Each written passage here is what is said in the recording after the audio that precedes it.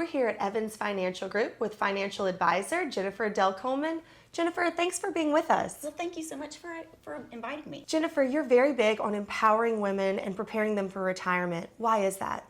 So did you know that 90% of women will eventually be solely in charge of all household finances? No, I did not know that. So for me, that was it's a very exciting. So I try very hard to empower women around me with finance and faith in their health to be the best that they can be. Now for some, this can be a really hard time. Based on a recent survey, it showed that 20% of women felt well prepared to make wise financial decisions. Well, I feel like if 90% of women will eventually be in charge of all household finances, don't you think they need to be 100% fully prepared? I think so too. You know, it's not uncommon for us to come in contact with a couple where we see the husband is the main provider and he makes all the financial decisions. But this can cause some unforeseen issues if and when the proper planning wasn't made in the event of his passing away before his wife's. And financial planning is often more important for women than for men. Can you tell me why? Well, we live longer, right? So women do. They typically live around 3 to 5 years longer than men. So, a sad statistic is, 80% of men died married, while 80% of women die single. Wow, that's sobering. I know, right?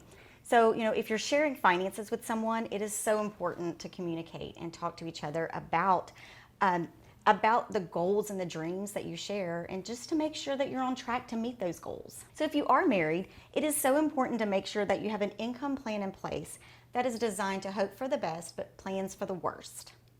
You need to make sure that you and your spouse talk to each other again. It's about communication, and your advisor you're working with about the level of risk that you have in your portfolio. If you are conservative, the last thing that you want is to have a market downturn.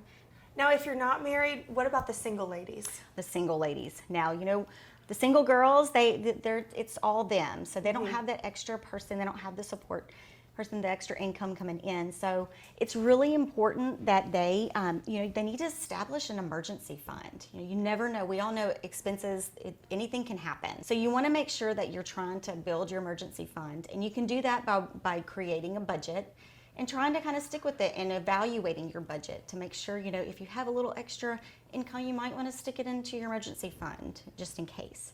Jennifer, you've given some great tips. You've given me a lot to think about. Where can our viewers go for more information? Well, they can absolutely go to we have a Facebook page at Evans Financial, or you can go visit us on our website as well.